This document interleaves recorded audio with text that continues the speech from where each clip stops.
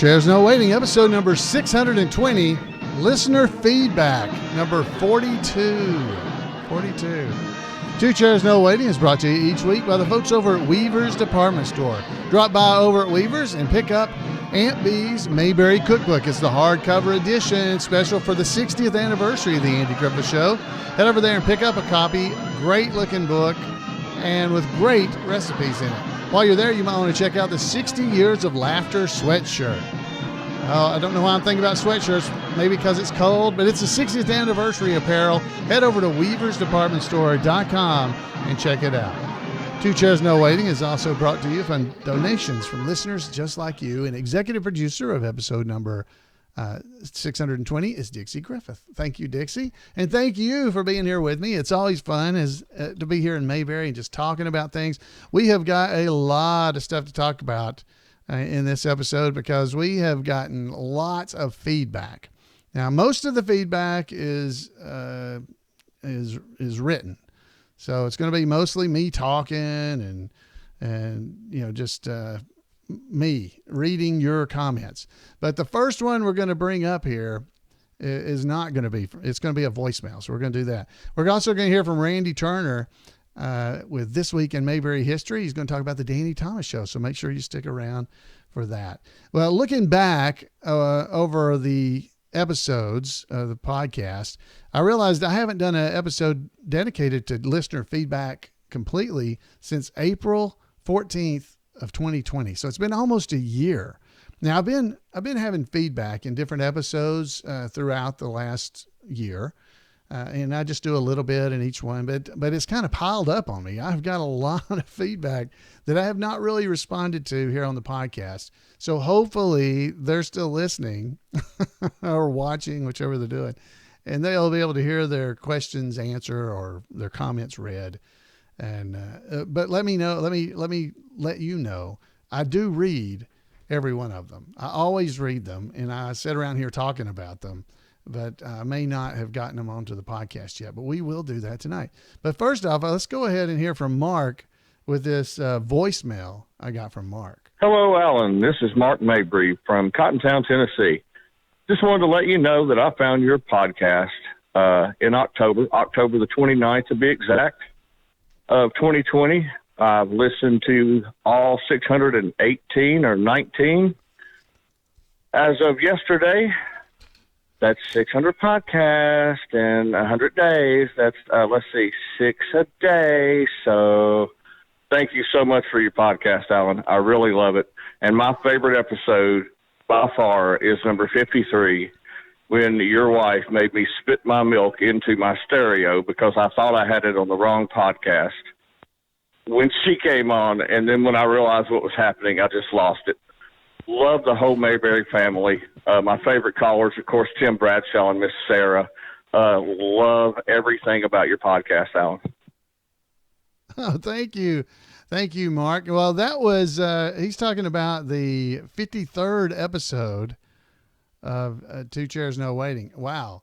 53. That's been a while back. Now that was the 1 year mark basically of the podcast. And Jan had come in here and she was actually kind of stealing the podcast from me. Whoops. I did the wrong thing here on the thing, but it was 1 year of Mayberry podcasting. It was October 13th, 2009. Wow. So she kind of was stealing the podcast from me that night and was hosting it. And that's the only time she's ever done that. I tried to get her to do it again, and she was extremely happy that Mark thought that her episode, the one episode that she actually hosted, was the best one. So thank you, Mark. She really liked that a lot. She's reminded me a few times about it. So anyway, that was a lot of fun. I can't get her to do it. I tried to get her to do tonight's show because, his, of all the episodes, that was his favorite. So kind of hurts me a little bit. That's good. I'm glad you liked it. Now, when we actually heard that voicemail, I played it for Jan. She just started laughing. She thought that was great. And I do too. So thank you, Mark. Wow. I can't believe you went through all those episodes in that few days. I apologize to any family members that may also have had to listen to all that, but thank you. I really do appreciate it. So if you want to go and check that out, you can go over to twochairsnowaiting.com and look for episode 53. It's pretty easy. If you go there, you can just probably type 53 in the search and it'll go and it'll help you find that. So it's 1 year of Mayberry podcasting. All right. So now I have a lot of other messages to get through. So I'm going to kind of try to go through these fairly quickly because there's a lot. So let's go and we're going to hear from Eric Norquist, who wrote in. Now, these are people over on YouTube. They were actually posting. He says, "You always brighten my day. Thank you, Allan Newsome." And he's referring to Real Men of Genius, last week's podcast episode, 619. Thank you, Eric. Now, Eric, I've known Eric for quite a while, and he's a pretty special guy. He's been at several Mayberry events, and you might have met his mother before, but we'll just wait and see if you guys know who that is. That'll be a good trivia question. All right, so let's go on to the next one. I got this just a couple of days ago. This is from Gimpy Camper. He said, "Hello, new friend. I'll be coming next year. I hope you come again." He was talking about episode where we talked about the Mayberry Meetup 2019. He was talking about that. So he's maybe coming to our Mayberry Meetup. Now, that information is going to be available in just the next few days. So be watching over at the Facebook page. I'll post an event there for the information for this year's Mayberry Meetup. I can go ahead and tell you that it's going to be the 16th and 17th. That's a Friday and a Saturday, July 2021 in Mount Airy, North Carolina, just like always. And all the information will get posted on our Facebook page and then other locations as well. And I'll send it out to, post it so everybody can know about it. But that's when the meetup's going to be. So you can go ahead and start planning, make your reservations at the Mayberry Motor Inn if you can, and get ready for it. So thanks to Gimpy Camper for writing in. We got Zane Taylor. He wrote in about Real Men of Genius as well. He said, "Allan, that was a great video. It's vlog. That's a video blog, a vlog. Keep on spreading the Mayberry spirit." So thank you, Zane. I appreciate it. I hope everybody keeps spreading it. So that's great. Got Larry's Fountain Pens. He wrote in about Real Men of Genius as well. He said, "Howard was totally awesome." He's talking about Howard McNear. Incredible, wasn't he? We loved him, loved Howard. He was just one of the ingredients that made the show the best show on earth. And that's Larry from Fort Worth. And he had another comment about the same episode. He said, "I didn't realize so many of the characters were not on as much as I had thought until you mentioned this. Otis, Clara, Howard, Gomer, and the rest. I just didn't realize it. But, I watch the show religiously, Andy Griffith Show, every morning and night, every day, over and over. Never get tired of it." So thanks, Larry. And neither do I. We got one from Craig Smith. Now, this is from episode 487, The Whistling Story. And I don't remember what I talked about in that, but his comments from Craig says, "I actually have a salt and pepper suit. I got married in it coming up on 30 years ago." Isn't that awesome? He got married in his salt and pepper suit. So now I'm picturing him. I don't know what Craig looks like at all, but I picture him as Barney, right? Going down the aisle with his hat on, his fedora, in his salt and pepper suit, heading down the aisle. That's what I'm picturing. I mean, I don't know about you guys. Got another one. This is from talking about the Mayberry Outreach, episode number 618. This is from Pastor Man from YouTube as well. "My sermon this week is about encouragement. We all need it, and we all should give it. One question I've always had was Floyd married? One episode, he said the missus wouldn't let him borrow her stick that she used to hold open the cellar door. Yeah, that one. Then you never hear about his wife again. He even had a female pen pal he made believe that he was, getting together with." Okay. So I answered him by email because I wanted to make sure he knew the answer. But Floyd in the original episodes of the show was married. He was definitely married. His wife's name was Melba. Melba was her name. And he, over the course of the show, we assume that his wife passed away because he's later known as a widower. And that's when Madeline Grayson, when she was coming through town, Floyd had been a widower for a while. So his wife had passed away at some point during the show, possibly. So that's the skinny on that. So, all right. So let's go back over. Greg Hall, he wrote in about Mayberry Outreach as well. He said, "I sure do love your show. You do Floyd perfectly. It sure is nice to hear his voice again." Well, thank you. Thank you, Greg. Yeah, I currently have a beard, so I feel like I don't look like Floyd right now with my beard. Yeah, but yeah, but oh, it's cold. It's been cold. Yeah, people have been talking about the weather, but nobody's doing anything about it. Yeah. So I enjoy talking like Floyd, and evidently, according to my family, I talk like him even when I don't intend to. So I don't know if they share your love of hearing the voice. But thank you, Greg. Thank you. Next up, this is about episode number 398. That was from a while back. Characters, Just the Facts. So it was a Just the Facts episode about the characters on the Andy Griffith Show. He said, "I would have thought that Allan Melvin would have been the actor who played the record number of roles on the Andy Griffith Show.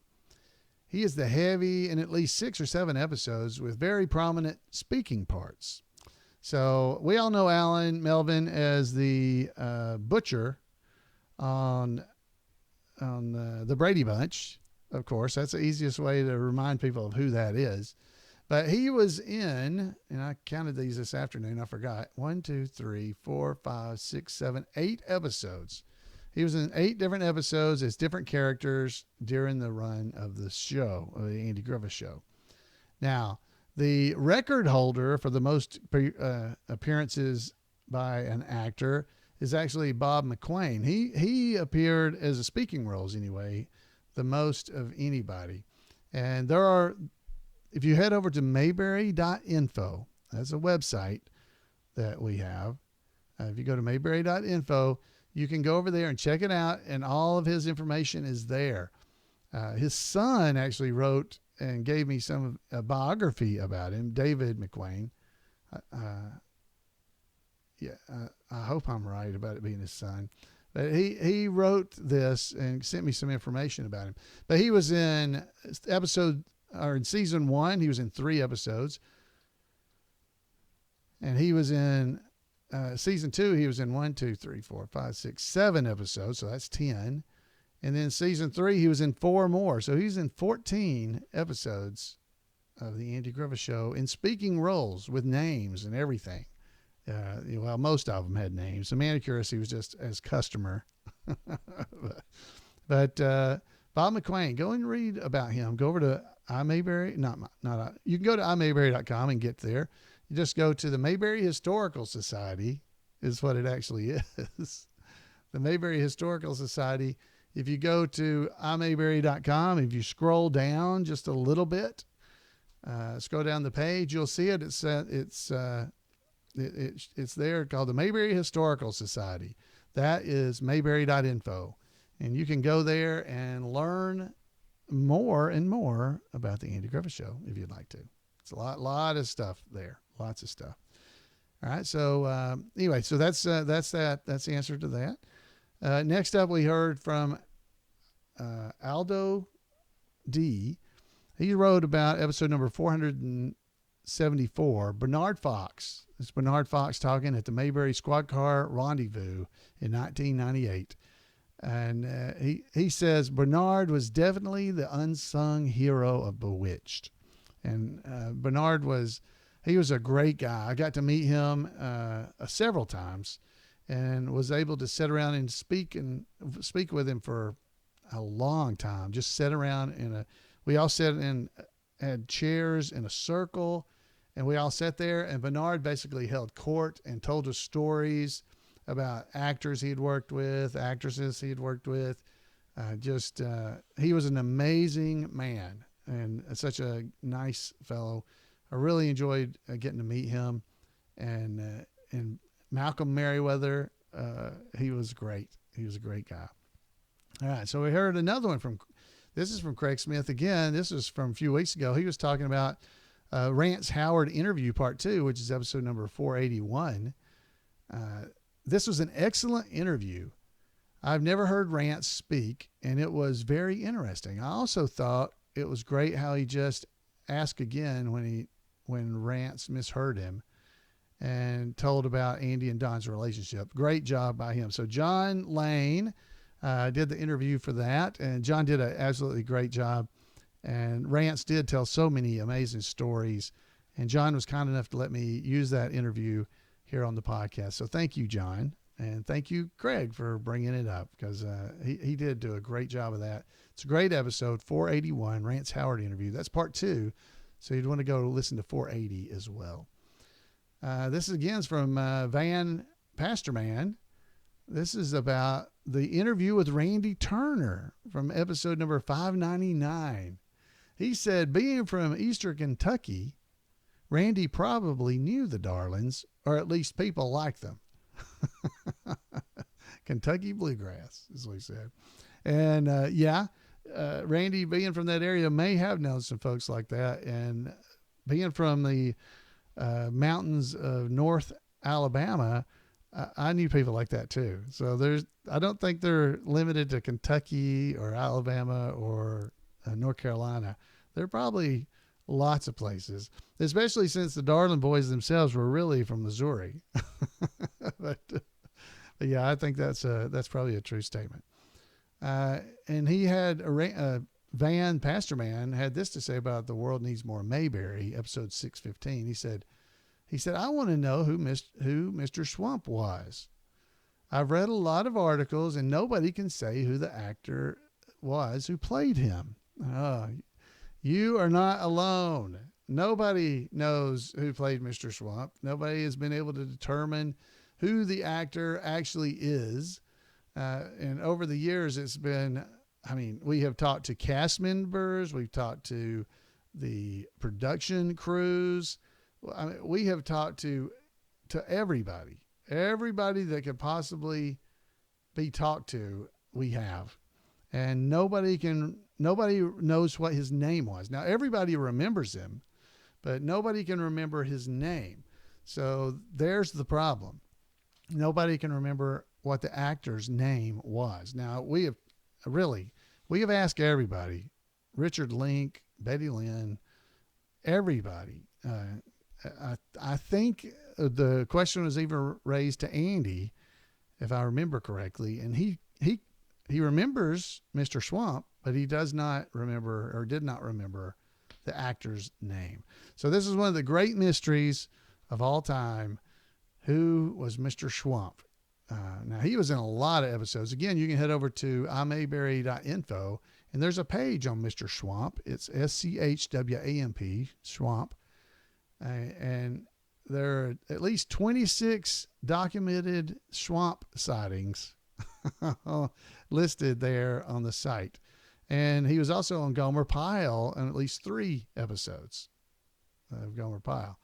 So definitely you can go and check out mayberry.info and get more information. So thanks for writing that. Next up, we got from Zane Taylor. Zane says, Allan, I love hearing you tell stories of when you met the stars from the Andy Griffith Show. I hope to see you at Mayberry in the Midwest this year. And that's from Zane. So thank you. And that was, he was talking about Otis Meets Gomer, episode 614. My concern on that has always been, I enjoy telling stories about meeting folks, but I don't want anybody to think I enjoy sharing my excitement with you. And I hope it never comes across as me bragging about getting to meet these folks. It's more of like, I cannot believe I got to do this. So I'm glad you enjoy hearing it. And that is definitely definitely something I need to do more of. So I'll be working on that. We've just got a few left here, and then we'll hear from Randy. This one is from Tim Bradshaw. Now, this was just from recently. He was talking about I think the most recent episodes of the podcast. And he says this is what Tim had to say. He said, I enjoy this episode as usual, very much. He said, we get stuff here you just can't get anywhere else. It's refreshing to be able to watch a podcast and keep in touch with everyone in all things Mayberry. Always love hearing things about cast like this one, and the personal things like Kit's experience hanging up on Elvis. So I think that was from a couple of weeks ago. I can't remember. I honestly can't remember which episode that he's referring to tell you the truth. But Tim, thank you for doing that. And yeah, that's a great story about Kit. I need to get Kit on here to tell that story. I wonder if I can pull that off. That would be really nice to have. But second best, I told the story, and it was pretty funny about him hanging up because he thought somebody was trying to pull something on him. So thank you, Tim. Oh, I forgot about this. Cindy Johnson wrote in, and she wrote in to say, hey, look at this video and go to time 1458. Now, she was talking about episode 61 of Two Chairs No Waiting. So she's been going back too and listening to episodes. And in that episode, I talked about Floyd and Otis being brothers. That was the name of the episode. On The Great Gildersleeve was the name of the show. The Great Gildersleeve had at least a couple of episodes of the old radio program. The barber, his name was Floyd Munson on that show. So they had a town barber. His name was Floyd. It was Floyd Munson. But there's at least a few episodes, and one in particular I could remember. And if you go back and listen to that episode, I don't remember what I'm talking about, but it's probably this one. They were going on a sleigh ride, and they needed a sleigh because they didn't have a sleigh to go on a sleigh ride. You know, Gildy wanted one to try to take his girl on a sleigh ride, you know, for the romance and all that stuff. And he went in and he was talking to Floyd, and Floyd said, well, you know, my brother Otis has one. And I was like, whoa. So Floyd's brother's name is Otis. You got to be kidding me. So I was excited. And so I tried to figure out, was there a connection between the Great Gildersleeve, old time radio program, and the Andy Griffith Show? I could never find one other than I think maybe Andy may have listened to this. Maybe that's where these names came from. But here's what she found. Cindy sent me this link, and this is from an episode called, it's a television show version of The Great Gildersleeve, and it's called Gildy Goes Broke. And I think he was going out on a date on this thing, and he went to the barber to get a haircut. Now, for you guys that are just listening, try to listen to the voice and see if you recognize who the barber is. But his name's Floyd. Floyd Munson is his name. But listen to the voice of the barber, and I'll say in a minute. But well, hi, Commish. Hello, Floyd. Hop right in the chair. One barber, no waiting. Give me a shave and a haircut. Oh, how about the works? The works? Yeah, shampoo, massage, singe, oldie cologne tonic. That's French, you know. Oh. I even looked up the telephone number of a part-time manicurist. What's the idea, Floyd? Well, I knew you'd be coming in. I see by the paper over here that you're going to be breaking bread with the country club set, huh? Yeah, I'm taking Mr. Bullard's sister. all right, so you can hear his voice. And for those of you just listening, did you recognize Hal Smith? Otis is playing Floyd the barber on The Great Gildersleeve. And this was before the Andy Griffith Show, by the way. So, wow. I thought this was really cool. I'll play a little bit more of his voice. Here you go. Ellen Knickerbocker. Floyd. Oh, that's just an expression of respect, Commish. Say, how about letting me chauffeur you tonight, huh? What's that? Yeah, I got a brother-in-law's got a used car lot. For $10, I'll get the keys to a limousine. Yeah, Floyd, I can drive my own car. Oh, commish. How are you going to feel when you rattle up to that front portico behind that long line of beautiful cars? So there we go. That's Floyd Munson on The Great Gildersleeve. A video they made the radio show into a television show. That happened a lot. Gunsmoke, Great Gildersleeve. A lot of shows were made into TV shows, and they didn't do. Some did well, some didn't do that well. I think Gildersleeve only lasted a couple of seasons. But thank you, Cindy, for finding that. And yet another little twist there. So Otis played Floyd on The Great Gildersleeve. I just love it. It's just, I love it. I just wish I could find the real connection between the Andy Grover Show and The Great Gildersleeve. So thank you. So we got another one. This is from Go Brew. And this is from a episode called Mayberry Party Line. It's episode number 117. Go Brew wrote this in and said, fun episode of Two Chairs No Waiting. I vaguely remember party lines in Zeeland, Michigan, which is as Mayberry-esque as Michigan can get, when visiting my mom's family there. Does anyone know who voiced Maud and Cora in Cora? He's talking about in the episode Man in a Hurry. Does anyone know who voiced Maud and Cora? I've done a fair amount of looking and I've never been able to figure it out. Also, when Mr. Tucker interrupts their call and tells them he's from Charlotte, one of the sisters says, I know Charlotte Tucker. She married a man who fell down a lot. And the other sister replies, she married that land scribing man from Hutchinson, Kansas. He's asking in this question, or Go Brew, I assume it's a man, is asking who was what's a land scribing man is what he was asking. Okay, so I went and grabbed a clip. So here's what's actually said. It's not land scribing.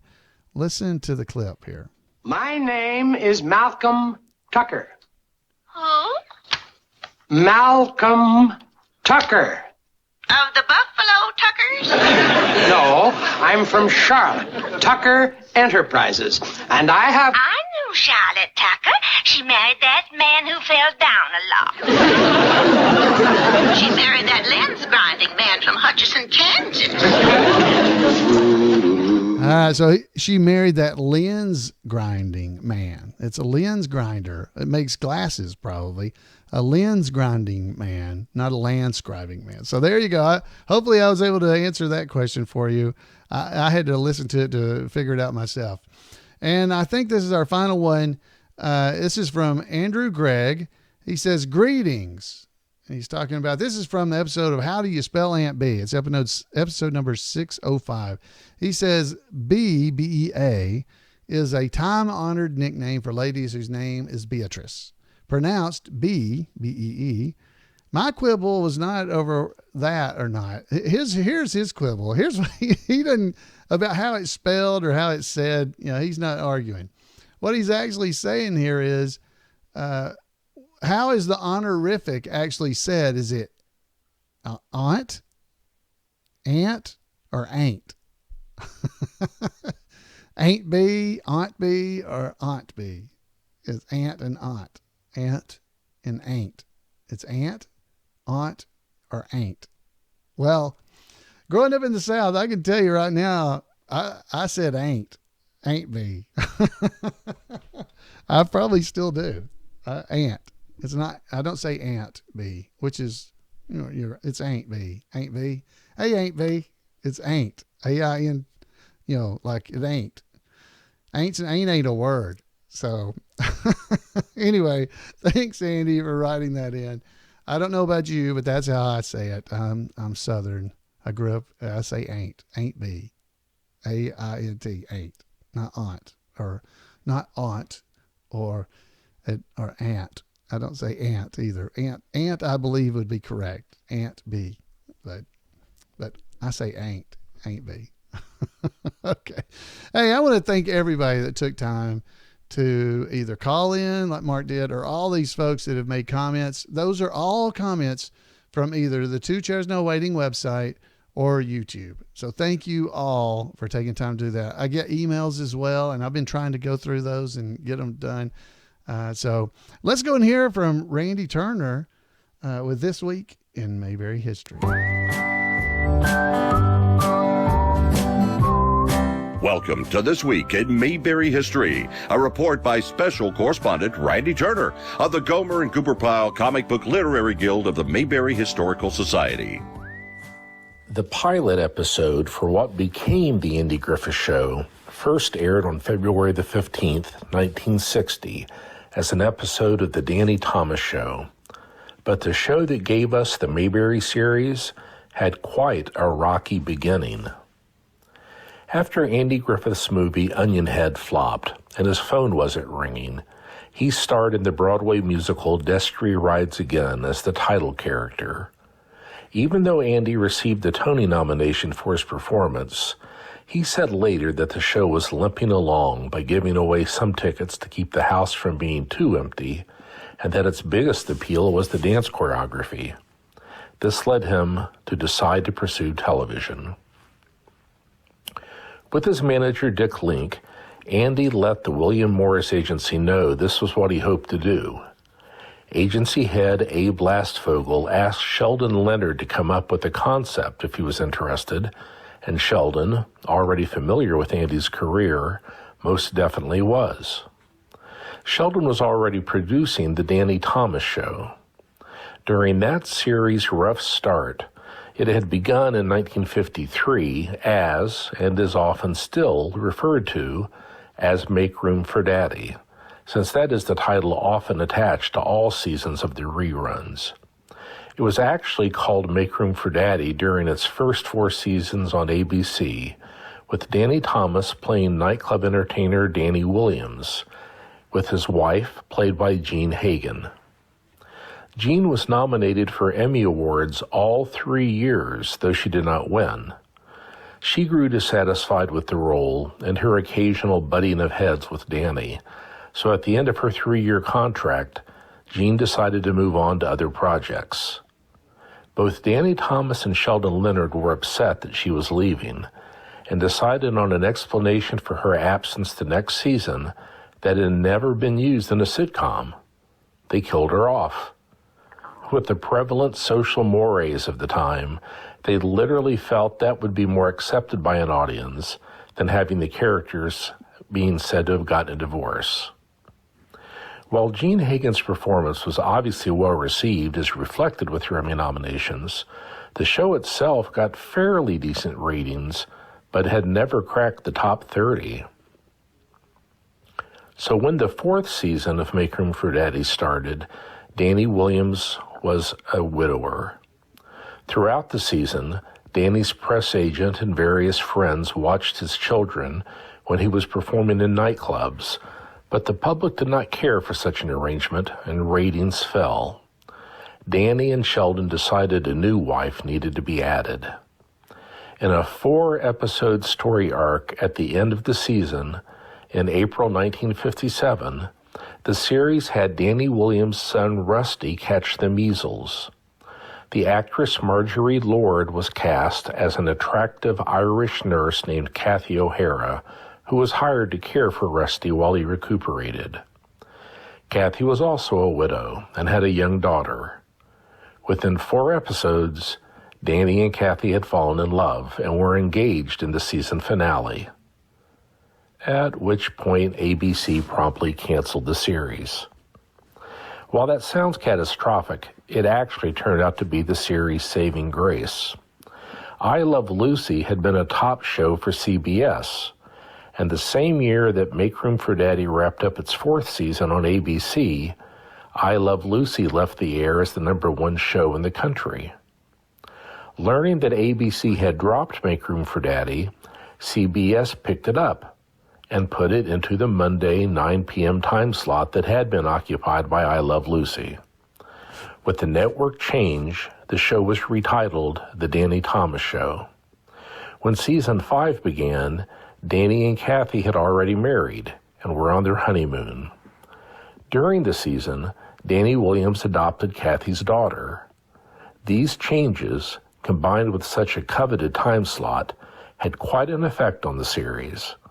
It had never cracked the top 30 and had sagging ratings during its 4th season, but by the end of its 5th season, it was the 2nd most watched series in the country. And during the 7th season of The Danny Thomas Show, Danny Williams was cited for failing to obey a stop sign while passing through a small southern town known as Mayberry, even though there was no cross street at the stop sign. And the rest is history. The Danny Thomas Show remained popular until it ended when Danny Thomas decided it was time to move on. It was still a top 10 show, ranking number 9 in the Nielsen's in its 11th and final season. Well, that's it for this week. As always, thanks for listening. And remember to take care of yourselves, watch out for one another, and take Andy's advice and go out there and act like somebody. Wow, thank you, Randy. That is, he just always comes up with such neat stuff. If you want to make sure you don't miss out on what Randy's doing in and around Mayberry, send him an email at turnersgrade@gmail.com. It's turnersgrade@gmail.com, and he'll make sure you don't miss out on any of the fun stuff he's doing. It's great. So, I didn't realize, I guess that Danny's first wife was the lady speeder that came through Mayberry. I couldn't figure out why I didn't like her, but I realized as I was looking at pictures of her, oh, that's who she is. Because I was like, something about that lady, I don't trust her. And then I realized, oh, she's the woman speeder. Oh, so she quit, and then the show kept going. That's pretty cool. So folks, I hope you've enjoyed this. I enjoyed getting to hear from all of you, and I hope I get to hear from you. If you'll give me a call at 888-684-8415 and leave a voicemail, I love that. But that's my favorite way. As I've said so many times, I'd like to hear from your voice as we go. So we're wrapping up the show tonight. You can call me. You can email me at floyd@imayberry.com. However you'd like to get in touch. I enjoy hearing from you. So did you enjoy the podcast? Did you enjoy the episodes tonight? If you did, hey, go out there and tell some folks about it. Maybe head over to Patreon at patreon.com/2chairs and support the show. And make sure you head over and sign up for the 9th annual Mayberry Meetup. I'll put a link to it in our show notes. So if you've stuck around this long, you might actually come. And there'll be a link to sign up, so at least we'll have some idea who all might be coming. And we'll talk about it more as the weeks go on. All right, guys, have a great Mayberry week, and I'll see you next time. Good night.